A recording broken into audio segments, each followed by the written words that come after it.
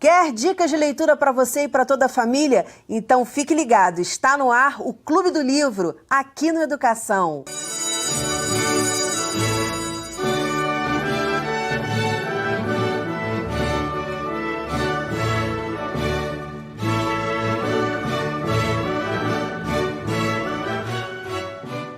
Minhas convidadas são a escritora Pepita Sampaio, a escritora e tradutora Andréa Viviana Taubman e a escritora Patrícia Capella. Muito bem-vindas ao programa. Obrigada. Patrícia trouxe o Coxi. Finalmente. Corre comigo para a gente conhecer melhor. A gente já falou um pouquinho dele aqui no ano passado, quando a gente estava falando de inclusão. Isso. E o Coxi conta a história de um menino que tinha alergia alimentar. É a história do meu filho, que nasceu com alergia alimentar, ele tem alergia a leite, e eu me vi numa floresta escura, sem saber para onde correr, e daí nasceu a história do Coxi. A vantagem é que aqui ele conhece uma gatinha que descobre várias receitas na floresta maravilhosas, e eles dão uma festa, e assim a gente fala de inclusão, a gente fala de empatia. A gente fala que é possível sobreviver à alergia. Pois é, e a gente acha assim, a gente ouve, pô, alergia, mas quem não tem alergia pensa assim, mas puxa, tem tanto problema assim ter alergia? Fala um pouquinho desse universo, porque você falou de inclusão. Quando se fala em inclusão, a maioria das pessoas pensa a inclusão de uma pessoa com deficiência, de uma pessoa com transtorno. Nesse caso, não. Nesse caso sim, porque assim, as crianças é uma pessoa com têm transtorno, não, é uma pessoa que tem uma alergia. Ela tem uma né? questão e que isso dificulta o social. Porque então, a criança vai a uma festa, a criança tem eventos na escola, a criança tem a pracinha, onde as mães levam os lanchinhos, e aí a criança com alergia pergunta, mas eu posso? E o adulto que não conhece, que não sabe que isso existe, que ou não conhece, é um perigo. Você pode ter um choque anafilático. A criança pode morrer. Morrer. Pode. Então, é sim muito sério, é uma questão séria e que precisa de divulgação, que precisa ser conversado, precisa ter gerar uma empatia no outro, em quem não tem, e informar quem tem. Informar. E nesse sentido, a literatura tem um papel maravilhoso. Ela é meio caminho andado, facilita muito o diálogo a partir do livro. Tem muito preconceito também? Tem preconceito, tem preguiça, tem ignorância. Preguiça? Como é que é preguiça nesse sentido? São pessoas que não querem mudar a rotina, por exemplo. Está acostumado a comer o bolo de chocolate que ele gosta. Então, por que ele vai tirar o leite condensado? Porque o coletivo, né? Vamos ficar no... Vamos excluir para incluir, poxa, né? Claro. Vamos provar um leite condensado de aveia, que pode ser diferente. Vamos nos permitir novas experiências. Vamos pensar na coletividade, no outro, não é isso? Essa é a ideia. Com certeza, sempre. A ideia de ser humano é essa. Qualquer outra ideia. A gente vive em sociedade, né? Com certeza. Então, assim, eu vou mostrar um pouquinho da ilustração do Marcelo Ribeiro. Ele não colocou foto, mas ele colocou a família dele aqui numa ilustração linda, feita por um dos filhos dele, que eu acho que foi o Antônio. E ele também tem um filho chamado Francisco. Esse é o meu Francisco, Chico. Que lindo. Daí veio o nome do Coxi, Chico ao contrário.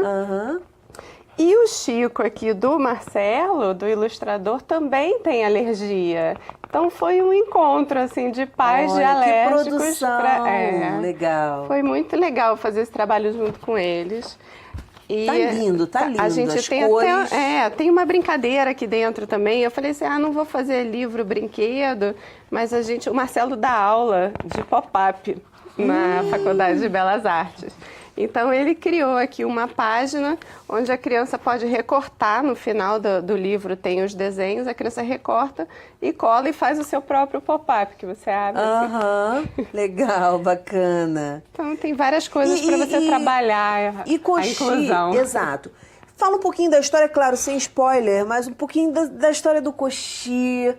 Como é que começa essa história? Quais são os grandes desafios dele, assim? Esse é o começo do livro, que é quando ele se perde, depois de correr atrás do pai dele, que se embrenha pela floresta para caçar.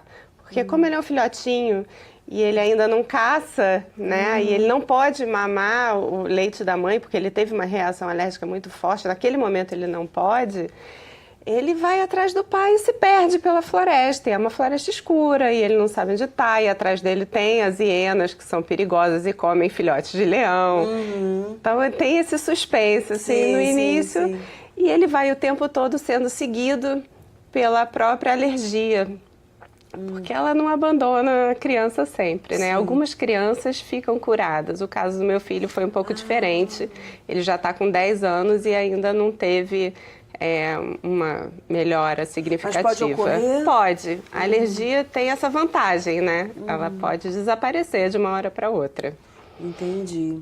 E aí, por exemplo, quando é alergia ao leite, a alergia ao leite materno também existe uma substituição, um alimento específico. É importante dizer que não existe alergia ao leite materno. Não? Não. Porque eu já ouvi Felizmente isso não existe. E a mãe com a criança alérgica, ela pode fazer uma dieta e tirar o leite da alimentação dela e voltar a amamentar. Da alimentação exatamente. dela. Mas não existe alergia ao leite materno. É Nossa, importantíssimo a gente amamentar o quanto puder. E é muito importante você falar isso aqui, porque eu já ouvi gente falando isso, que comprava, porque a mulher não, inclusive de homens, que a mulher não conseguia, não podia amamentar porque a criança tinha alergia ao leite materno e que gastava fortunas, porque é caro, né? É caríssimo, a fórmula é caríssima.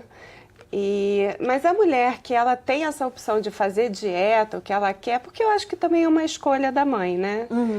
Tem mães que preferem, não, assim, dizem que na França as mães não fazem questão de amamentar, então tudo bem também, é uma escolha. Agora, a mãe que escolhe, tendo um filho alérgico, ela pode sim fazer dieta. E eu faço uma brincadeira aqui no livro, que é um médico, a gente tem um médico que ficou divertidíssimo, é o doutor Ipo.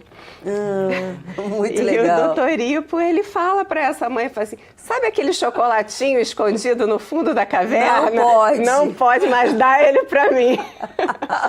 Boa, e aí boa. depois ela poderia voltar a amamentar.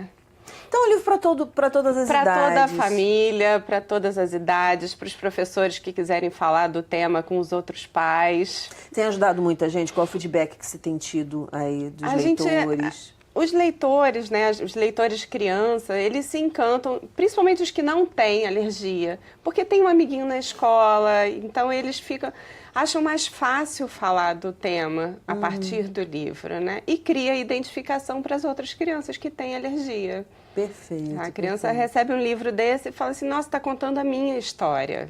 Identificação é tudo. Identificação é... E informação, acho que são as duas máximas. A gente eu estava conversando com a Andréia lá fora sobre como a literatura age na gente e se ela toca o coração, já cumpriu o dever dela, né? Sim, todo o resto é lucro. Sim, com certeza. A arte no geral, né? Tem que tocar, tem que afetar. Esse é o papel da arte, né? Andréia fala de um tema extremamente importante, bastante delicado. Você foi de uma coragem, de uma ousadia que eu já quero te parabenizar. Muito, muito, muito. Vou deixar a autora falar do livro. Obrigada. Eu fico muito sem graça. Nada, mas olha, a gente tem que falar sobre tudo. A gente tem que falar sobre alergia, a gente tem que falar sobre depressão, a gente tem que falar... A verdade é essa.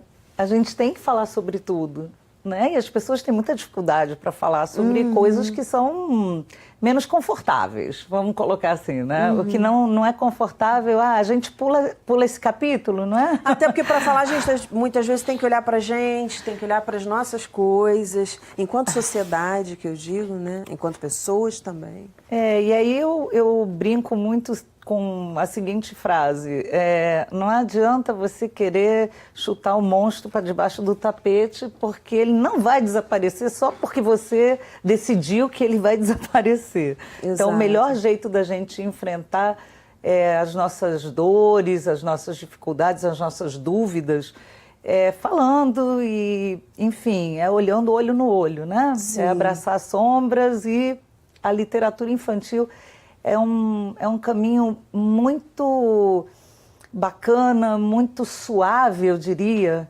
até para abordar temas que são dificílimos. Qual é o né? tema do seu livro? Pois é, gente. Ritoca, que vem sempre comigo nessas ocasiões. Não Me Toca Seu Boboca fala sobre abuso sexual na infância para crianças a partir de 5 anos, dependendo da necessidade, a partir de 4 anos.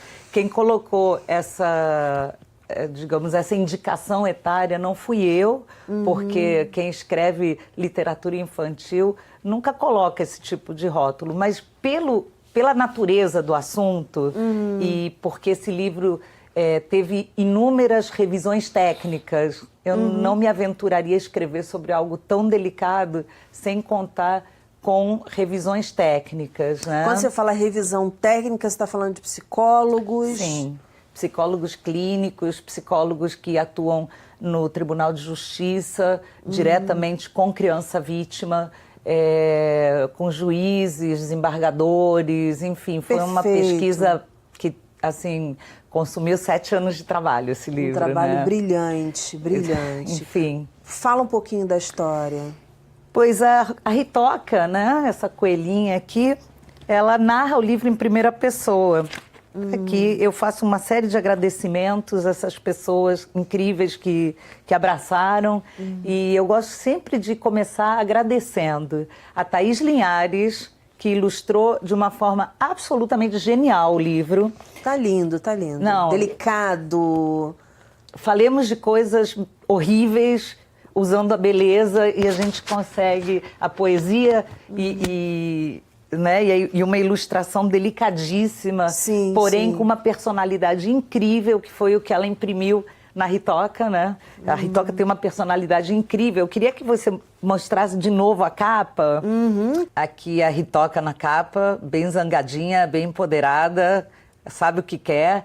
E eu quero agradecer muito a Letria pela coragem de ter publicado esse livro, porque realmente há de se ter coragem. Sim, né? E muita gente me fala assim, Andréia, com tanta coisa bonitinha para falar para criança, você foi logo escolher esse assunto, né?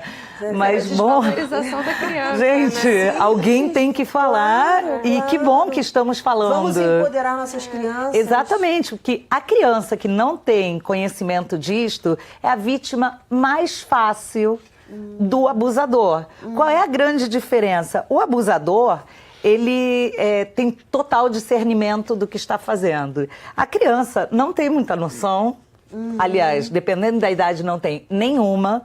E o abusador, ele se vale dessa diferença de discernimento para envolver a criança aqui, né, oferecendo sempre coisas muito atraentes. É o adulto que fala sim para tudo, né? Ou pode ser aquele adulto que exerce um poder sobre a criança. Bom, é também. porque tem várias situações de abuso, né? Mas o abusador que não vai...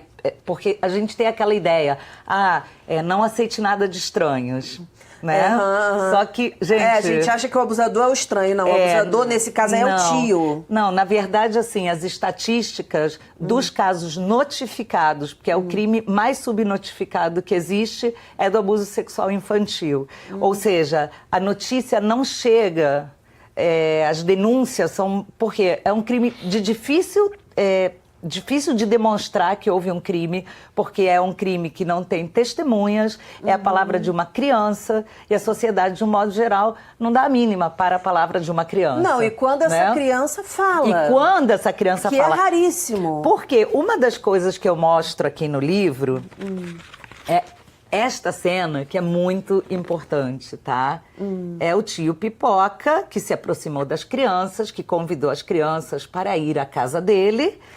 Então, vou ler aqui. Um dia, tio Pipoca chamou a turma toda para ir à casa dele lanchar, brincar e assistir televisão. Mas tinha uma condição. Pediu a cada um que não contasse para ninguém de jeito nenhum. Que é o pacto de silêncio, que normalmente o abusador, que é acima de 70% dos casos, é alguém conhecido da relação da criança. Sim. Mais de, assim, uma proporção de 30% são familiares e 40% não são familiares, mas são muito próximos, né? Então, tudo isso demandou uma pesquisa. Claro. Então, a Ritoca diz assim: achei o pedido estranho, mas todos se animaram com tamanha diversão. Alguma coisa me dizia que ia dar confusão. E nessa hora, quando eu falo com as crianças, eu falo assim, orelhinha em pé, orelhinha de Ritoca. A gente sabe, né? Quando a gente sente, a gente não sabe, mas a gente sente. Quando alguma coisa não está muito boa. Sim. A criança tem intuição. Sim, a criança sim. pode não saber racionalmente, mas ela tem intuição. E voltamos à questão da emoção. Por que que a gente busca literatura, e a gente falar de literatura é falar de emoção, né? Então, levar a emoção, aquilo que a razão ainda não tem condições de absorver, mas pela emoção você consegue chegar onde precisa. Então, esse é o caminho de Ritoca. E assim, tem um momento em que ela percebe, né? Que é este momento aqui, que é importantíssimo, quando o tio Pipoca separa a Ritoca do resto da turma, que está aqui, e diz, quando estávamos sozinhos, ele disse com tom de voz diferente, você é bem bonitinha. E aí, mexeu na minha orelha para ver o brinco que eu tinha. Ótimo. E por aí vamos... Sutil. Para os pais que fiquem preocupados, chega a falar alguma coisa... Partes íntimas, nada. Não é a função do livro, da narrativa literária. Não é uma cartilha. Ele é um livro que eu, assim, falando com colegas mais experientes, que têm um conhecimento teórico mais profundo, a gente chegou a uma denominação desse livro. Ele é litero-informativo. Perfeito. Porque ele tem uma parte, uma narrativa literária, que é uma história, que chega aqui, quando a Ritoca diz que vai contar a história, esta é minha história, conto para todo mundo conhecer. Afinal, com qualquer criança isso pode acontecer, e é com qualquer criança mesmo, claro. Porque não tem recorte de classe social, tanto acontece nos lugares rurais, quanto nos urbanos, quanto das situações de maior pobreza e maior riqueza, né? Tem um recorte, obviamente, que a gente tem mais notícia do que acontece com a criança das classes menos abastadas, porque... menos proteção em torno do abusador. Exatamente. Qual foi, nessa pesquisa, qual foi a coisa mais impactante que você descobriu, Andréia? É muito triste o que eu vou falar. Somos 4 mulheres aqui. Eu não tinha ideia que existia mulher abusadora, mãe abusadora. Era algo assim completamente fora de cogitação para mim. E existe. Essa foi uma. E a outra coisa mais apavorante que... Assim, porque a frase dói muito, né? E eu descobri que é uma frase recorrente, dependendo do lugar, nos interiores, principalmente do Nordeste, parece que é algo corriqueiro, que é o avô dizendo que vai inaugurar a criança. Já que alguém vai ter que inaugurar, que seja eu, porque eu sou patriarca. Existe uma diferença que eu acho que é muito importante eu falar isso, porque faz parte da pesquisa e faz parte de um imaginário que até mesmo a imprensa às vezes desconhece, que eu obviamente desconhecia no início dessa pesquisa. Você não me perguntou, mas eu vou dizer, eu fui voluntária em abrigo. E foi no abrigo que nasceu a minha literatura, porque lá eu conheci as realidades que, do lugar onde eu estava, eu jamais teria oportunidade de conhecer, inclusive o abuso sexual infantil. Parabéns pela pessoa que você é, que você tem construído. E deixo aqui um convite para você, para a gente falar mais sobre esse assunto. Vamos falar em maio, que é o mês do enfrentamento? Vamos, com 18 certeza. de maio, Com certeza, faça bonito. A gente já tem isso aí programado, por isso que eu estou te fazendo esse convite. Aceito. Vamos continuar conversando, vamos passar agora para Pepita. Pepita, o que você trouxe pra gente? Livro também escrito por você, não é isso? Sim, esse aqui é o Livroeiro, é o meu 3º livro infantil publicado. E esse texto, na verdade, as meninas conhecem, porque aqui todo mundo é um pouco conhecido, amigo. E foi um texto que eu escrevi para concorrer a um concurso off-flip de literatura. Enfim, felizmente fui agraciada e ele virou livro. Então, o concurso foi em 2017 e ele virou livro em 2018. E é um texto que fala... eu acho que, assim, a minha literatura é muito livre, então eu não tenho normalmente um tema que eu desenvolva com uma intenção. Mas é um livro que trata da leitura compartilhada e do estímulo da literatura desde pequeno na vida da criança. Então, a história, né, de uma mãe leitora que ama literatura, que ama livros, que amamenta o seu filho de histórias, e dessa criança que nasce desde pequena ouvindo histórias, ouvindo literatura, e que cria esse amor também pelos livros. Eu acho que quando a gente escreve, a gente traz um pouco também daquilo que a gente viveu na infância ou aquilo que a gente gostaria de ter vivido e coloca também um pouquinho das nossas experiências, né? Então, eu acho tem uma coisa interessante que o livro ele é todo narrado pelo menino, então ele é o narrador. Esse menino, então, não tem nome, então ele pode ser qualquer menino. Legal. Essa mãe também, ela pode ser qualquer mãe, porque ela também não tem nome. Então, é um livro que chegou no final e falei assim, meu Deus, eu não dei nome aos personagens. Mas depois eu também falei assim, não, não precisa, porque qualquer um pode se encontrar aqui, né? E aí o legal é que esse menino ele tem tanta vontade de ler, depois desse estímulo materno, que ele resolve plantar um pé de livros, porque se tem abacateiro, né, mangueira, jaqueira, ele pode ter um livreiro. E aí a história roda nesse sentido dele conseguir plantar esse pé de livro no quintal, no pomar que ele já tem na casa dos pais. A ilustração tá linda também, tô vendo os olhinhos dele. Para ter justamente um livro novo, um livro fresco, um livro fruta, sempre ali à disposição delicioso, da mão. Uma história nova toda vez que ele... isso, mostra um pouquinho a ilustração dele. Quer ler uma história, né? E aí a maior dificuldade que ele tem, na verdade, é que como ele gosta muito de ler, toda vez que ele vai pegar um livro para plantar, porque ele vai às vias de fato, ele cava um buraco no quintal para plantar um livro que ele quer que seja semente dessa árvore. E a mãe entra na história, acredita nele e participa, né, assim, deixando que a imaginação da criança possa ser verdade, né? Ela em nenhum momento ela corta, ela entra na história com ele e ele tem que arranjar um livro para virar semente. Então esse menino, ele gosta tanto dos livros que ele lê, que quando ele encontra um livro para virar semente, que ele acha que é um livro já antigo, né, ou que não é mais para a idade dele, tenta plantar esse livro, ele lê antes e ele não consegue, porque a história faz, né, assim, o livro faz história ali dentro dele e ele resolve guardar o livro na estante. E a mãe dele, no início, tinha dito para ele que achava que livro não era esse tipo de semente que dá árvore, que é outro tipo de semente. Mas ele teima e a mãe, ok, então se você quer plantar, você planta, porque para nascer uma árvore forte, você precisa regar, você precisa dar carinho, e ele vai fazer isso tudo.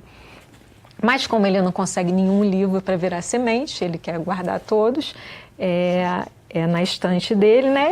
Tem uma hora que ele fica sem recurso, porque todos os livros que ele encontra, ele resolve guardar. Eu vou ler um trechinho aqui, ele fala assim, olha, mas parece que livro antigo coça ainda mais na palma da mão. Não sei se é por causa da poeira ou pela curiosidade. Será que estava velho por muito uso ou por pouco interesse?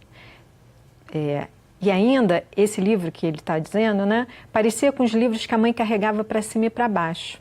Ela espichou um olho grande e não resistimos. Lemos o livro um pouquinho a cada dia, limpando as páginas pelo caminho. Achei que estava assim destruído de tanto uso, porque era bonito demais. E mais uma semente foi morar na estante. Então... As sementes estavam dentro dele mesmo, né? A gente viaja, não sei se foi essa uma das suas intenções, mas eu fico vendo que ele está plantando nele mesmo. Exatamente. Que é o que a gente faz quando a gente lê. E aí, quando a história, né, vai chegando mais para o final, é justamente isso que ele descobre. Que o livro, ele cria uma semente diferente, né? Que pode não virar uma árvore, mas que pode fazer crescer um monte de coisa dentro dele, né? E aí o livro termina ele plantando outra coisa naquele buraco que ele abriu para plantar o livroeiro, né? E o livroeiro cresce de verdade dentro dele. Com muita vida. Com muita vida e com tudo aquilo que a literatura dá pra gente, né?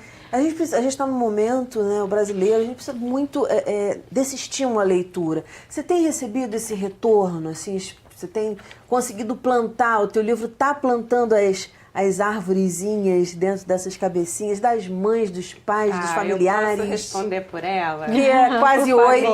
A minha filha recebeu esse livro e ficou uma semana inteira levando o mesmo livro para a escola. Que bonitinha, e ela jurava que ia plantar o livroeiro dela. Fofa demais. A gente está no finalzinho do programa. Eu já fiz essa pergunta para elas duas. Vou te fazer, Andréia.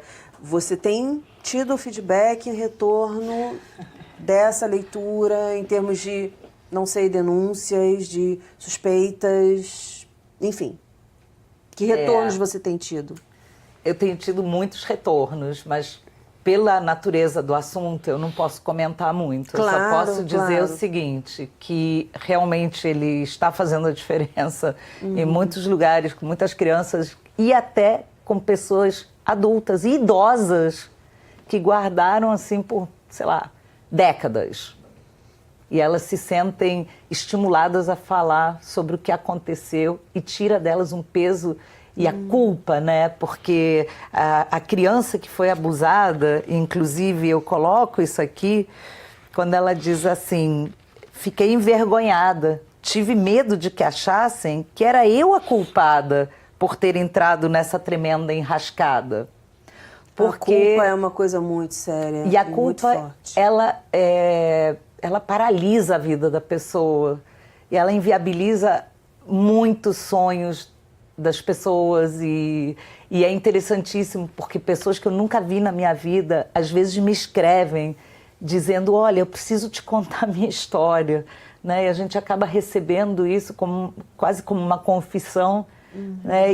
E a pessoa agradece. A literatura tem isso, né? A Tem identificação isso. do leitor com aquilo. E é né? de muita responsabilidade. Muita responsabilidade. Muita. Gente, muitíssimo obrigada pela participação. Parabéns pelo trabalho. Obrigada a Voltem você. sempre, vamos conversar muito mais. O nosso programa fica por aqui. Na segunda-feira que vem tem muito mais, às 9 horas da noite. Educação, se você não se envolver, não rola. Dias felizes, paz do eu e até lá.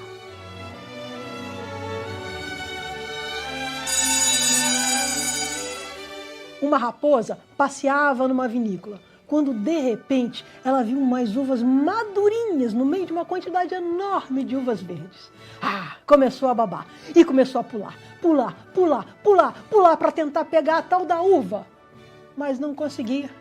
Quando cansou, depois de 3 horas de tentativas, olhou e disse, eu não queria mesmo, e foi embora.